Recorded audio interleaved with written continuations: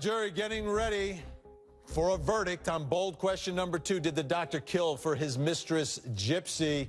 We are here in the HLNTV.com evidence room. After dark prosecution on this side, after dark defense on the other side.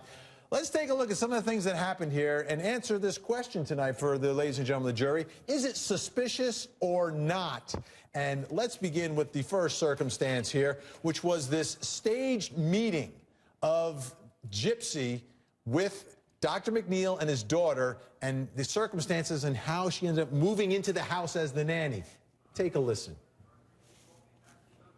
At the temple, a woman came up, approached us, and my father said, "Oh, I'm sorry. I know you. What's your name?" She said, "My name's Jillian." And he said, "Oh, yes, okay." So then he excused himself and said, "You know, I'm so sorry, but I really need to go to the restroom." She said, "Your father had mentioned before that you want to go to nursing school. I'm going to nursing school." Or what happened when your father returned? He said, "I'm so sorry. I forgot. What's your name again?" She said, "Jillian." Then he said, "Oh, well, can I get your phone number?" And he typed in the phone number and said, "One more time, can I get your name again?" She left. He turned to me and he said, "That was nice. Why don't we take her out to lunch and talk to her about the nursing school?" And I said, "Dad, we came here to talk about getting a nanny." All right. Sounds pretty suspicious, doesn't it? Very suspicious and very amateur. I mean, who sets up a so-called meeting of a nanny in a church temple and then says, "Oh, we don't have to check out her background, get any references, find out her last name." Why would you need a reference if her name's Gypsy? Yeah, let's just move her in. It is definitely a bad choice. It's definitely a bad not choice. Something he should have done, but is it proof It's that fraudulent. he murdered for It's Gypsy? fraudulent. Exactly. They're liars. No, It's sneaky. but add all the things together, she was totally a part of it. Can our jury jump in on this? Sure. Okay, you guys think it's suspicious, that whole meeting? If yes, vote. Let's do a quick vote. Yes or no? Suspicious or not? Everybody says yes. And I saw Conjure over here. She's a court support specialist. She was shaking her head like, what? Right.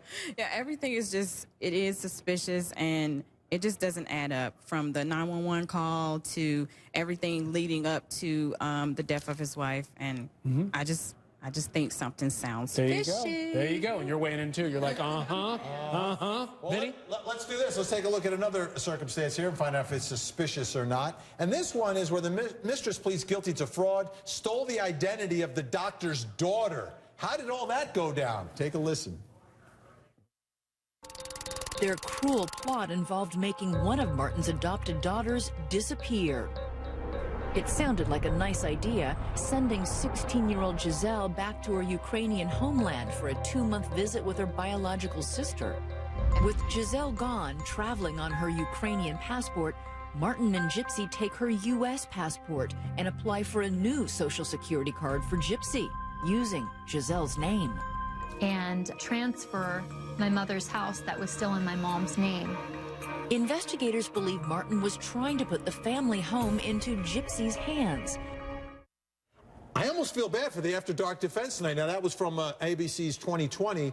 Is that suspicious or not? The identity theft. Why is he doing that? He has been doing this forever. He was doing this when she married him. He's been engaging in fraud for basically his entire adult life. That doesn't necessarily mean that all of a sudden he's elevated himself to murder. He can't stop himself. He is a criminal to the core. That was wrong morally, legally, criminally. He can't stop himself. The only way to stop him is to keep him in jail, which we're going to do. Ships his daughter back to the Ukraine. Let's take a look at one more of these circumstances. This one. How suspicious was this? That Gypsy wore Michelle's blazer to her sentencing hearing. Did you hear me? She wore Dr. MacNeill's wife's blazer to her sentencing hearing. Is that suspicious? Wrong. It's definitely wrong, but wrong is different than suspicious. It doesn't mean it's criminal. Oh, I thought you were going to say it was. I thought you were going to say it was thoughtful. She was. Let's take a look at it. Let's take a look at it so we can see it. There it is. There it is. There's the blazer. Do you recognize what that is? Yes. And what is that? It's a Gypsy wearing my mother's clothing.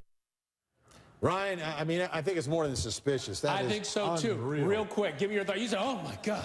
Audacious. Audacious. That's the one word that stands out to our jury. Oh, there's a lot more suspicious or not coming up.